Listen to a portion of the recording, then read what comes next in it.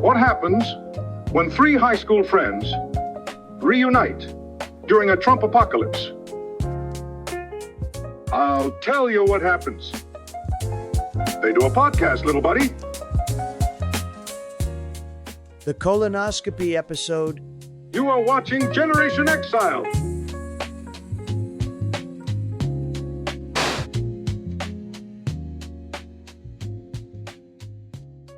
When it's time to get a colonoscopy. Michael Romanelli had a little trip down to the clinic for a bottom zip. The doc said, howdy, let's take a peek. With the camera tube that squeak. Was it benign or malignant? Oh, what a quest. Turns out his colon's one of the best. A cold little probe gave his touche a strut. But no biggie, it's science in the butt. Will there be colonoscopies in the apocalypse? No, which is why you need to get it now. Okay. You got to get your colonoscopy now. Aren't you supposed to get one every 5 years? Yes. You're just buying 5 years of apocalyptic time. Well, there'll be time to recover, but trust me. You have the same mannerisms that you do on your stock advice call as you do in your post-apocalyptic coaching. There'll be time to recover. Don't rush.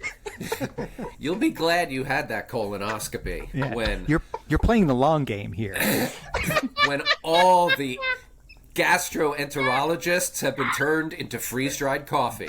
Yes. You're going, holy shit, thank God I had that colonoscopy last year, because now I'm good. Now I'm good for a while. You don't want to put any options on those polyps, my friend. You get that done now. Yeah. Okay, I've had two. I had my second one just on Friday, actually. Good Friday. Oh. How good was that Friday? It was pretty good. If memory serves me, the Friday's good, but the Thursday's kind of bad. Well, Friday is the day Christ dies. And then Easter Sunday is the day he's resurrected. So Maundy Thursday is the day you shit your brains out from magnesium concentrate? Exactly. Yeah. I was thinking the bad days when you have to drink that stuff. Yeah. Right. The actual colonoscopy is the easy part. Exactly, because that's a breeze. But I have very exciting news for you guys, though, and a very special Easter egg, even though you're both Jewish. Yeah. So I'm going in there, and they lay me down. I have to take off all my clothes and put on a gown that only opens in the back. And then my nurse shows up, and she's like, "I think I went to high school with you." Oh, my goodness. Oh, no. And I'm like, Jeannie, we're friends from high school. I'm going to get great care. So she's over by the terminal, and she's asking me a string of rapid-fire questions like, have you had sex in sub-Saharan Africa? Do you have any metal in your body? Did your father die of lung cancer? Those were 3 yeses, I assume. Of course. I've never been to sub-Saharan Africa. Yeah. You should go. It's lovely. Great sex there. So there's a nurse's assistant who's coming over now. I'm facing Jeannie on my left. Yeah, let me guess. She was in band. No. Okay. It's not a retrospect of my high school masquerading as a colonoscopy procedure. Michael Romanelli, this is your ass.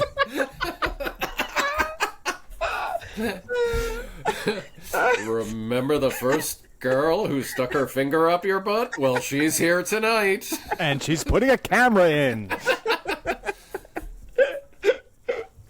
No, this girl, turns out, is, I'm going to say a nursing assistant. And she's tasked with the job of sticking my vein for the IV. When all of a sudden, it feels like someone spills a whole cup of coffee on my forearm. Whoa. Now, I'm still answering questions at this point in this direction, but when I turn to my right, that coffee is my own drink. It's my own blood. Now, she had put a pad underneath my arm. But was she doing this to your arm? Well, I think that might have resulted in a cleaner incision. But unfortunately, I was bleeding out. And then I turned back to Jeannie. And you know what she does? She says, "I'm over here." Wait a minute. Now, she wasn't like divorcing any responsibility. I'm over here now. She's just like, clearly this person fucked up, but didn't want to say that out loud. Oh my lord! But she was sort of taking herself out of the blame. Yeah, she was cycle. divorcing herself of responsibility, which is fine because she wasn't responsible. Now, I don't remember Jeannie so well, but that seems like a breach of the nurse's oath. You, sir, have a lawsuit on your hands. No, she sticks to the nurse's oath and protocols, because when I asked her to say hi to her sister, her husband, she was like, I can't because of HIPAA. And I was like, oh, and she was like, but you can call her. And I was HIPAA? like, Was she in high school too? She HIPAA?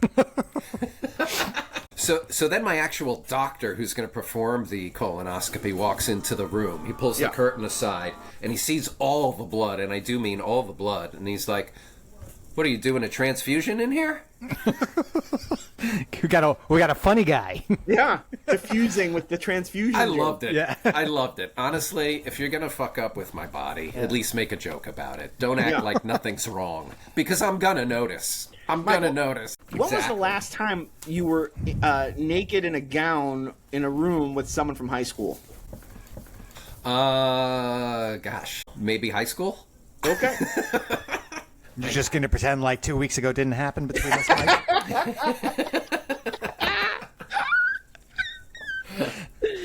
So I'm coming to, and I got my senses about me and everything. So now the doctor goes into the next stall.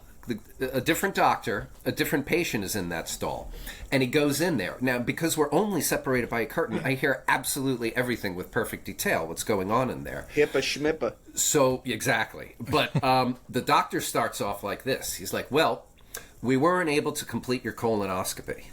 And the guy says, well, what? And he said, well, the doctor's like, your colon is extremely long, and the colonoscopy equipment only goes so far. And the guy says, is this a joke? At which point, I burst out laughing. He just has a fucking monster colon. Yeah. But this guy was hung like a nebula. So the point is, my procedure went fine as well. Thank you very much. You and your tiny colon.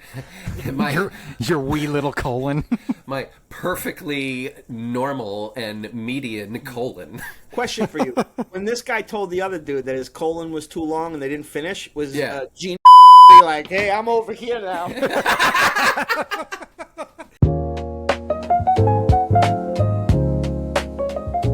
Really hate that sad loser, Mr. Newberger. Who, me?